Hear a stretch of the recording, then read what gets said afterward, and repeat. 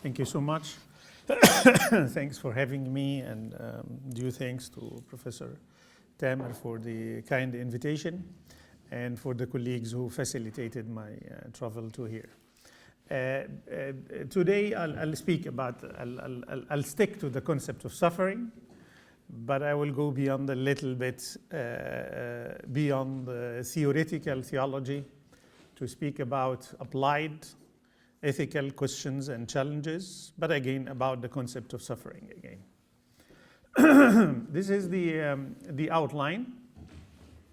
I will start with the first part about theology, Islamic theology, and I'll speak about a point of agreement in order to set the scene for the theological discussions. And then I'll outline the diversity of opinions. I did my best to accommodate the key perspectives cutting across different schools to be as comprehensive but also as systematic as possible. The second part will be about the concept of suffering and its applied ethical questions. I'll keep referring to the theological perspectives as well, but it will be much more applied and much more practical. I will start by making the theological link between what we discussed in the first part and then get into the applied questions. Okay. The first part is suffering through the lens of Islamic theology. Of course, the existence of suffering, different forms of suffering, pain, different forms of evils, is a challenge for any religious tradition believes that there is a God governing this world. If we go further, also creating this world and having control in it, and this God is not a bad God. You have a problem. Okay, how to solve this? There is one thing that I have seen broadly agreed upon by Muslim religious scholars is that any explanation cannot be at the expense of a belief in a perfect God. So we cannot say evils happen because God does not have enough control. That's not a solution. Or we have this because God is not just. You cannot have this in the mainstream discussions. And why? Because, sorry. Why? Because there is this divine perfection, al-kamāl, al-ilāhī. And there is a very famous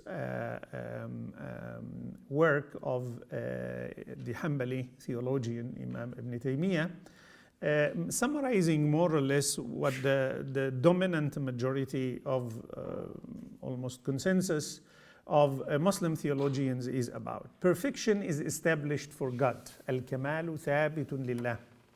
Rather, what is established for him is the outmost of what is possible of perfection. It's not just perfection, but the highest level of possible perfection. Consequently, there is no perfection free of defect except that is established for the Lord Almighty, deserved by His holy self, and the affirmation of this necessitates the negation of its opposites. So there is complete perfection.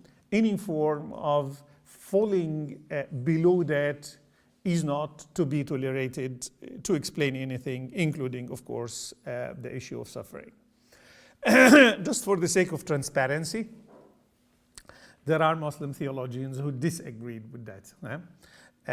And they had some issues with some attributes in the context of suffering. I detailed this in my book on Islam and disability. I don't have the time to get into these details. But we know, for instance, Jahm ibn Safwan, a famous figure in Islamic history, would pass by the people who have leprosy and so on, and would say, this is what the merciful of the merciful has done to the people. هذا ما فعله أرحم الراحمين. He wants to say people who call God merciful are wrong, because God is not merciful, and mercy is a weak attribute that is more proper for humans, but not for gods. So, but again, you would say, oh, but this is also about the perfect character of God. Yes, but not a perfect character of God that a mainstream theologian would see. Also, we had, I usually call it the first generation of vegetarians in Islamic history. They happened because of the suffering.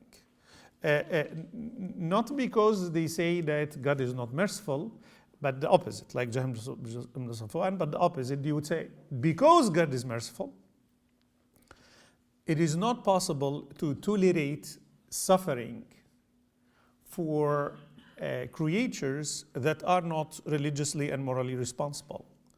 And part of these creatures are the animals. The animals are not mukallaf, they are not religiously and morally responsible. So we cannot slaughter them and cause pain for them. And they remain vegetarians for the greater part of their life when they adopted this doctrine. Again, this is outside the mainstream, but this is what happened. So we had vegetarians in Islamic history. We had Abu Isa al-Warraq, who wrote a book, Nawhu al-Bahaim, crying for animals. We had Abu al-Ala al-Ma'ri, the very famous poet, who seems from his biography not only a vegetarian but even a veganist for the last 40 or 50 years of his life. But putting this aside, this is for the sake of transparency. Putting this aside, the mainstream, dominant majority, almost consensus, recognized opinions, God is perfect and we cannot explain suffering at the cost of the divine perfection. Okay, how can we solve this then? Okay, what are the possible explanations? We can speak about three main perspectives. Although there is a school having the stronger voice in each of these. But let's say, let's stick to the perspective, not necessarily which school and details, etc. So that because of the time that we have. So the first group that we have, they said, by the way, to explain the attributes of God, especially as reflected in so-called beautiful names of God, Asma'ullah al-Husna, known as 99, the very famous Muslim theologian al-Ghazali. He wrote a book about the beautiful names of God, one of the important and authoritative works in this regard. One group said what some scholars, especially Sufis, would call the attributes of majesty, the attributes of power, sifatul jalal. There is one aspect of the attributes of God, and the focus should be there. God is all-powerful. This is what explains everything. Anything else is subordinate to a belief in all-powerful God. The other group said, no, these are what is more important when we discuss the the question of suffering is the attributes of Jamal, not Jalal, the majesty, but the attributes of beauty, that God is just, that God is wise, that God is merciful, taking care of his creatures. And then we ended up having two extremes. One stressing the attributes of omniscience, powerfulness, and so on. And the others focusing the attributes of justice, wisdom, mercy, and so on. And the third group would come to try to say that both extremes are problematic and we must have a synthetic view. Okay, so this is the philosophy behind the typology I made. The first one are is this number two? No, sorry, one. The voluntaristic view, mainly the Ash'aris. For those of you who know the theological schools in Islam, focused on two main things. First, the primary focus should be the primacy of divine omnipotence. Al-Qudra al-ilāhiyya. God is all-powerful. We see all the types of suffering because he wanted that. That's the only thing. He wanted that, and nobody could challenge what he wanted. So this is what explains the existence of suffering, pains, evils, and everything. This is one point. There is another important point, is that because you say, yeah, but this is not just, and this is not fair, that innocent people suffer and bad things happen to good people and good things happen to bad people and stuff like this. You cannot apply this criteria because there is divine transcendence. Tanzih, we call it. The God is not like humans. And the criteria you can use in order to judge human acts as good and bad, you cannot apply this to God because God is different. So God is so transcendent that human moral categories are category or errors. They will err when you apply them to God. God is not merely a superhuman subject to a moral code. He is the creator of the code. That's why I was asking about God is above the law. God is the lawmaker. He is not the one who is subject to the law. He is the one who made the law. So for instance, you will tell me, but this can be injustice. What is injustice? Yeah?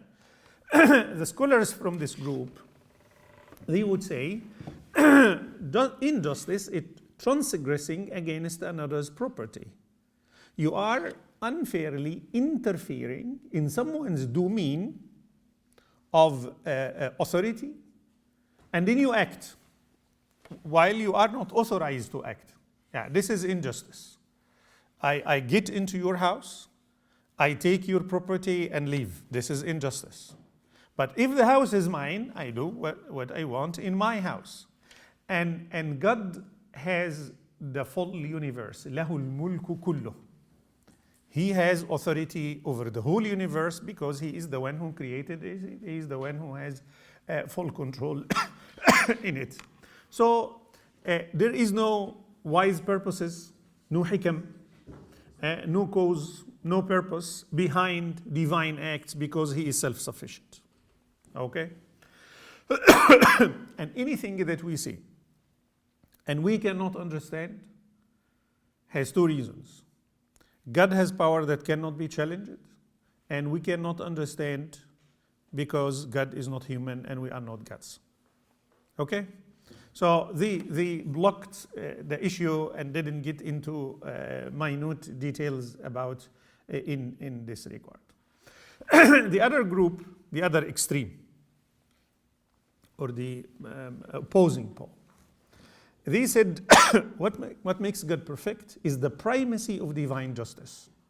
Of course, these are mainly the Mu'tazila, and they are known as the advocates of justice and unity of God. Ahlul Adli wa Tawheed. So to them, unity of God and justice, this is what makes God perfect. So God must be just, otherwise he will not be perfect. That's one. The second one, which is important, is the ethical univocity. I exercised in the evening and yesterday a lot, and again I make a mistake. The whole idea about the term is that we have one scale judging every act, human and divine. We are not using one scale for the divine and one scale for the human. And they have the very famous principle, قِيَاسُ الْغَائِبِ عَلَى الشَّاهِدِ, the analogy of the invisible to the visible. The metaphysical world has analogy to the physical world that we have. So when we judge in our physical world that this act is unjust, if God did it, is also unjust. Because we are using one criteria that applies to all of them. So justice is primary. Second, justice is something accessible to the human cognitive capacity. It's something that we can measure, and God is not exceptional. Okay, and when you do an act against someone, what makes it just is that you want to create benefit for this person, not for yourself. Because there is suffering, there is a harm. Okay, by applying this, okay, how can we explain the suffering? They say we distinguish between two categories of the sufferers. The one who is mukallaf, the adults, who have cognitive capacity to make informed decisions. I do this and I don't do that. In our modern terminology, the autonomy. People have autonomy and capacity. Those people, they suffer because God wants to provide them with the so-called lutf, divine assistance. When we are in this life, we get distracted by so many things, especially pleasures of life and so on. And we think this is everything. God every now and then is sending us signals to make us aware, no, that's not true. And there are difficulties in life that you need to go through to get back to your awareness and God consciousness so that you achieve salvation, the eternal salvation in the hereafter. If God left us without these signs coming to us every now and then, we will fall. And something modern theologians would say is like a better medicine prescribed by a wise doctor. It causes pain for you, but it brings you back to the proper health condition. What about the non-mukallaf?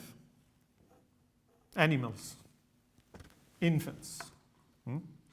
They are not mukallaf, they are not religiously and morally responsible to end up in a paradise and hellfire, and that they need divine assistance in order to guide them to achieve the salvation and stuff like this. They spoke about iwad or compensation. God would give them a reward for what happened to them, especially in the hereafter.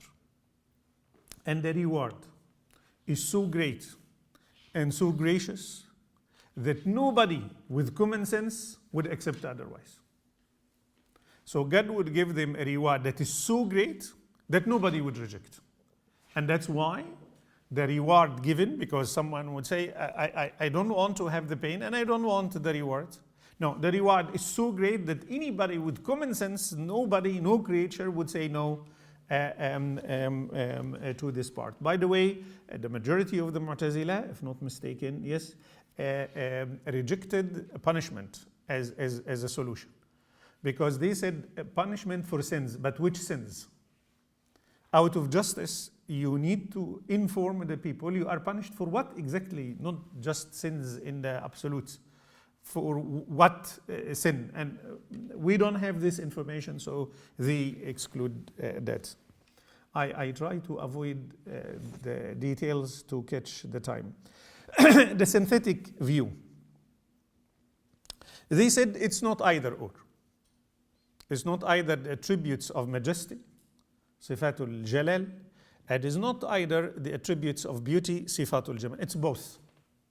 What makes God perfect is that he is all powerful and all just and all wise and all merciful. So we have to take the attributes and the names of God as an indivisible whole. We cannot give primacy for some and then we sacrifice the others. That's one. The second thing, God is not this arbitrary sovereign that's almost a dictator, between brackets, as described by the Ash'aris, by the first group. He can do anything, cannot be questioned about anything. No criteria can be used to judge what God does because God is transcendent and so on. Said this is not a God that can be perfect. And on the other hand, God will not be downgraded to be someone with constrained moral agent. He cannot do things, and the Mu'tazila would use the term obligation. God is bound.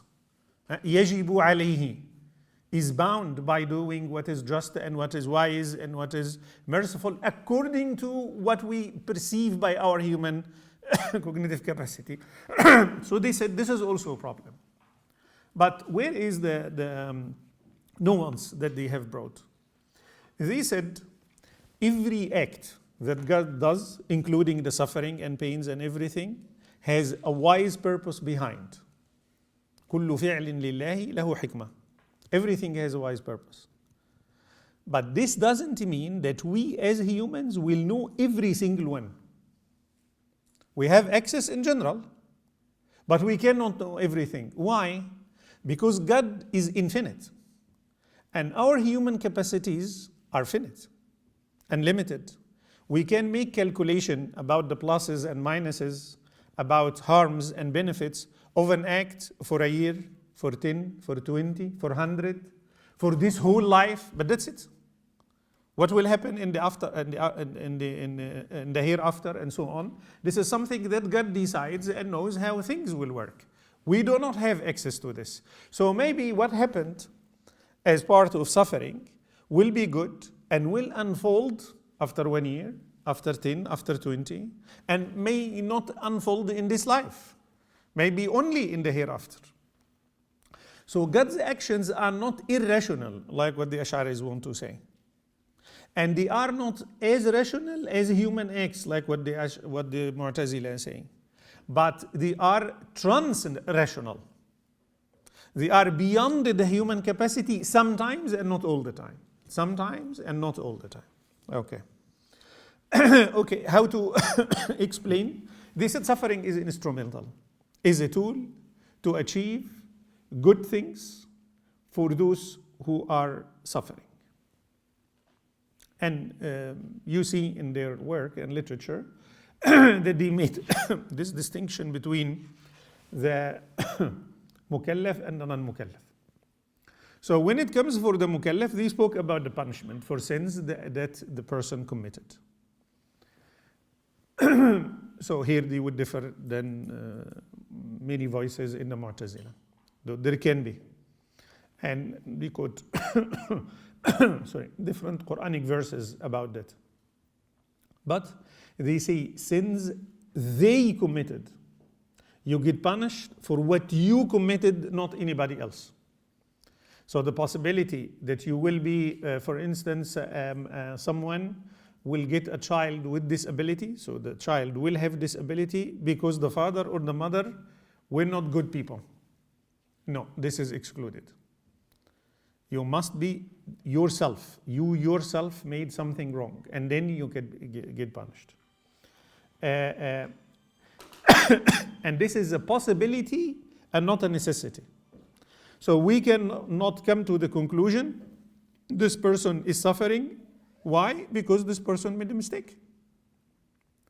You cannot take this as a rule. It's one of the possible options. So the one who should question this first is the person himself who is getting the suffering. Maybe I did something wrong and I have to correct and fix my relationship with God. The second one is that these forms of suffering are coming to the person not as revenge from God, but they are coming as reminders and also as a kind of benefit. Because the scholars would say, if you get the punishment in this life, you don't get it in the hereafter.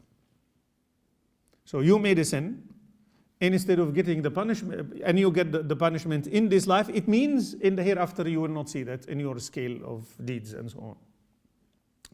The second option is gaining reward and elevating the spiritual status. And they mention, for instance, under this category, all the types of suffering for prophets. It's because of that. The suffering of the pious people. God, in his eternal knowledge, decided that these people will get this status in paradise. But your deeds fall short of that. So out of justice, you will get this suffering in order to reach the things that you fell short of. The third thing is faith test. You test people in order to know, you test students in order to know who studied and who didn't. You test people to know who is faithful, who is sincere, and who is not. And in this life, you cannot live without test. And suffering is one of the forms of this test. What about the non-mukallaf? People who are not adults, someone born with a disability. Some of these scholars said this is the area where we see that human cognitive capacity falls short of understanding human acts and divine acts and the wise purposes behind it. This is exactly where things happen where we do not know. There are things that happen to to animals, to innocent children.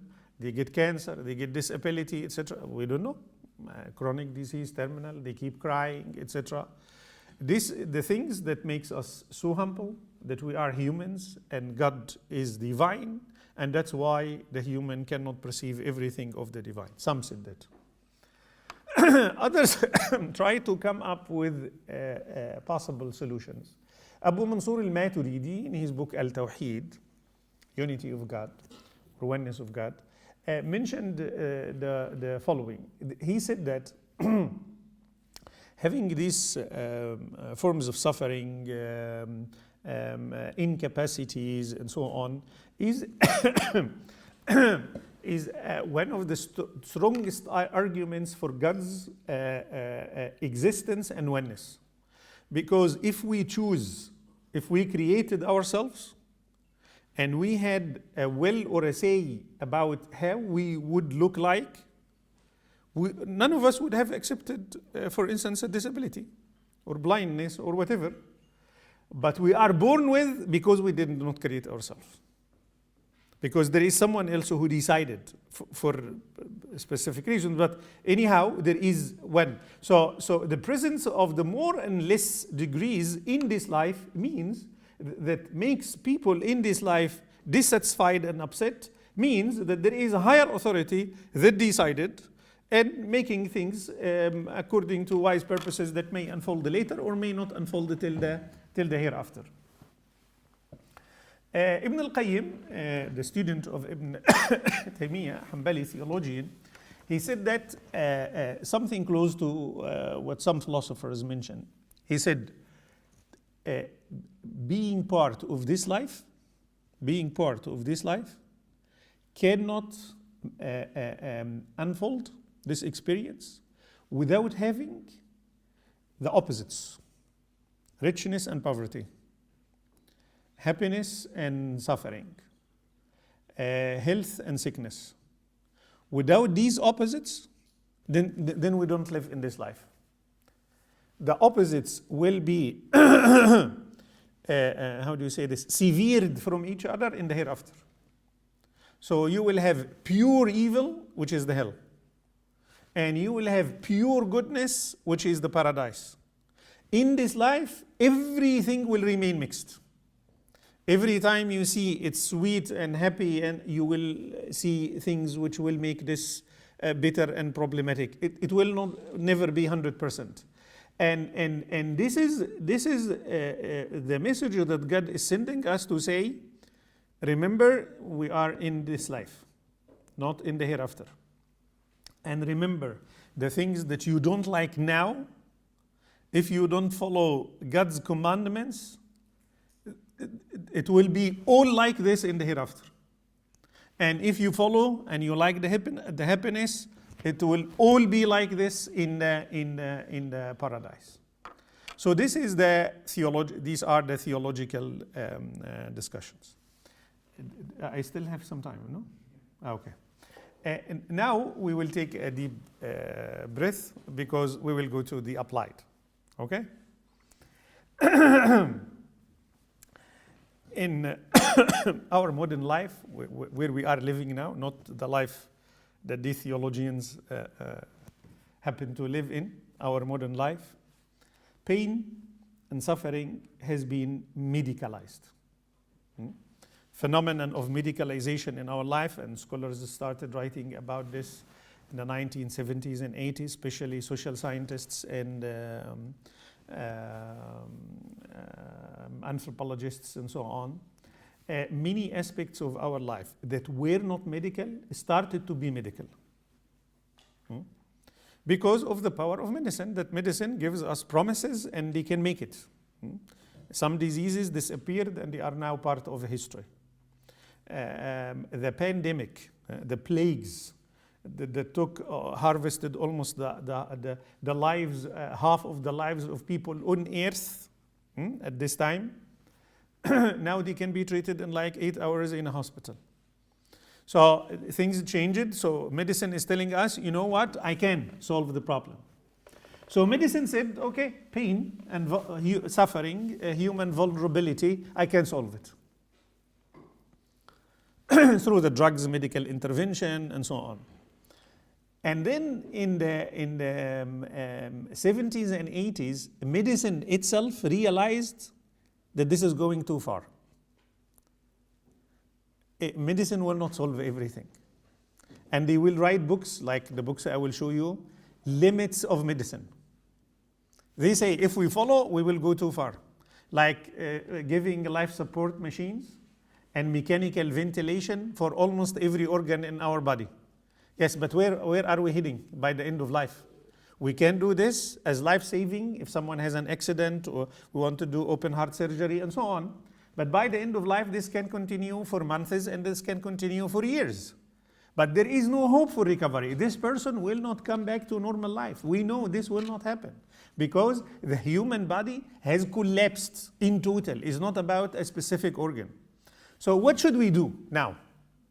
They said, we will not make curative medicine. We will speak about a new type of medicine called palliative medicine. We will not treat, we will palliate. Minimize the suffering. We will say that even this one will have a problem also. But anyhow, they will say we will minimize the suffering. Okay, how can we minimize the suffering? They made an interesting distinction between pain and suffering. All people in end-of-life care, they have pain, who have terminal disease and so on. But not everybody who has pain is suffering, not necessarily. And people who have the same disease, the same health condition, same fragility and vulnerability, does not have the same level of suffering. And there are studies about these things. And the solution, or to understand this, is not about the medicine and not about the body, but about the spirituality of the people. Non-medical aspects are having impact on this. So they will find, for instance, people who can attach meaning to the pain they have. They will have either no suffering or less suffering than the others. The others who do not know why is this happening to me. Those who understand why is this happening to me, it doesn't matter what this why is and what it entails, they will have less people. And that's why they included in palliative care spiritual well-being, not the medical and not the physical well-being, physiological interventions, but spiritual well-being. They will find, for instance, people who receive more visits from their children and people around, blood relatives, family members, and so on, will be in a better situation. So the same pain, but not the same level of suffering. So we can imagine that all the three aspects that we spoke about, the voluntaristic, the rationalistic, the synthetic, can be good in this regard. We are not going to distinguish which one is the more authentic and which one is the less, or etc. As long as there is an answer, as long as there is a possible answer, spiritual care can incorporate these ideas in order to minimize the suffering, even if there is a pain. These are some of the books that I told you about. Limits to medicine. We have to know that sometimes medicine has to stop, okay? The curative medicine. But we are going to do palliative medicine. Why is this happening? Because something happened because of these biomedical breakthroughs. We can keep people alive for a longer period. In the past, death was primarily a moment that comes most of the time unexpectedly. Al-mawtu baghtah. Unexpected death. But with the new intensive care and life support machines, mechanical ventilation, etc., most of the time, death turned into a process and not a moment.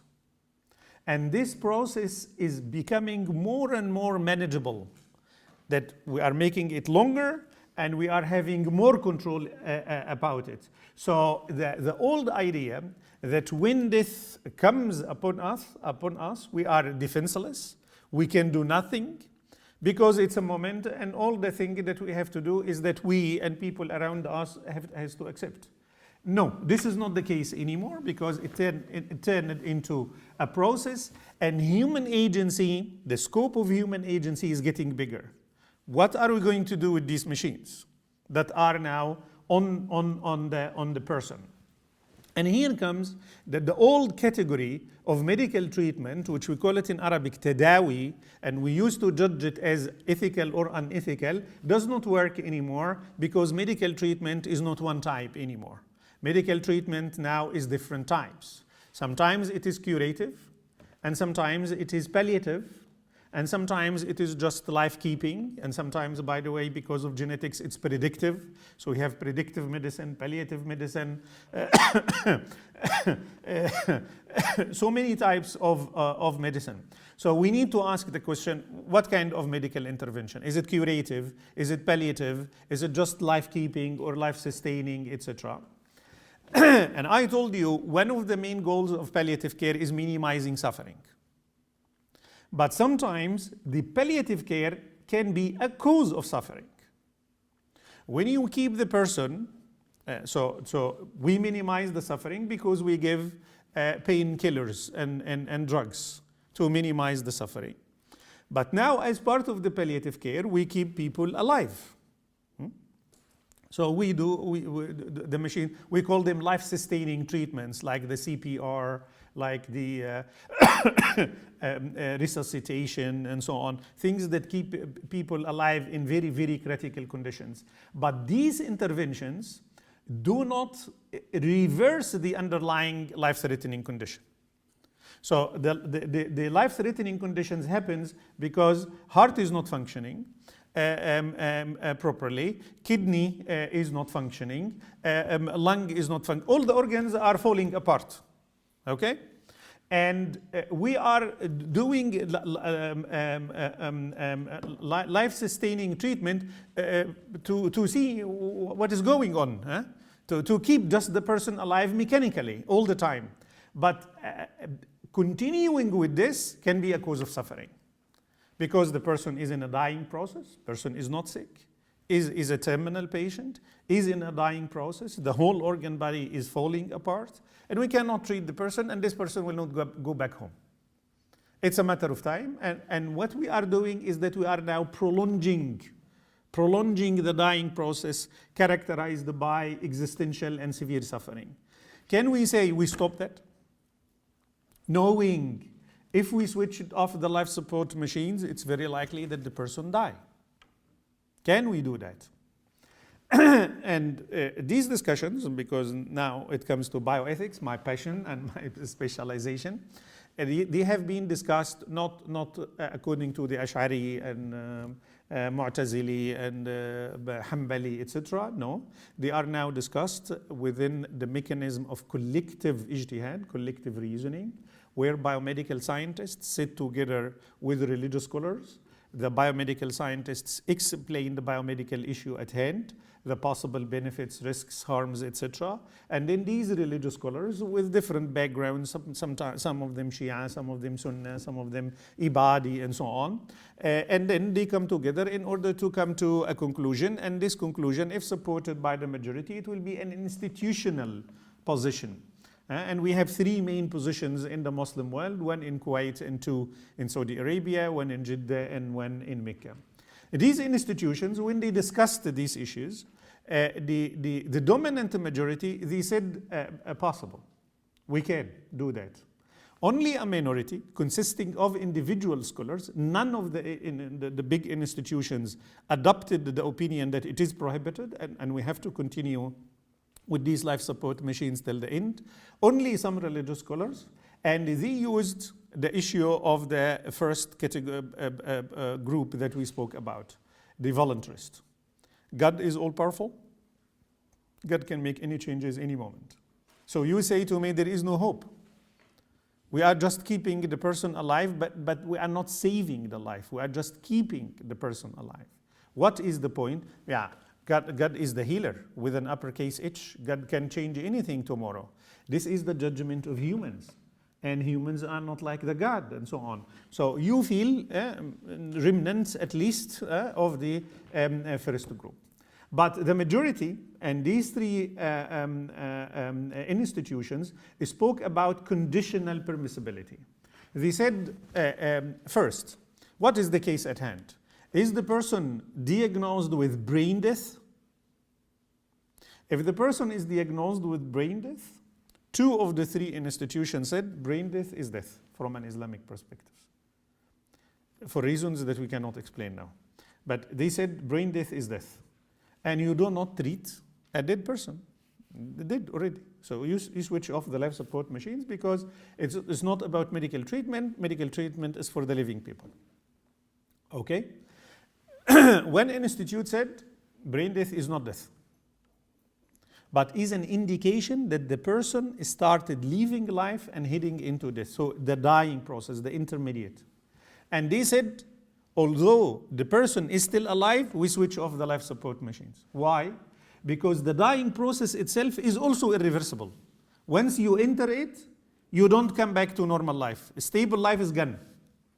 So you are only prolonging a period which is characterized by the highest level of suffering in any human life, including, and we have chapters in the hadith collections about the Prophet's death, that the dying process was the most difficult for him. And we speak about sakaratul maut, agonies of death, agonies of dying, and so on. And the second case is that the person is not diagnosed with brain death, but there is no hope. It is not a disease, it's an approaching death. The majority of them again said, yes, we can also switch off the life support machines because this is not merciful to the person who is dying. It is not fair to the scarce resources that we have in the government. It is not for the best interest of the dying person. And it is not an act. It is not a commission, it is an omission. It is not fi'l, but it is tark. What is this? We are not killing the person. We are letting the person die. There is a dying process in due course. Through the life support machines, we interfere into this dying process mechanically and try to prolong it. We don't do that. We keep the natural process takes its course. And the physicians think the only way to terminate suffering is to terminate life itself. And the patient says, I'm fine and I want to do that.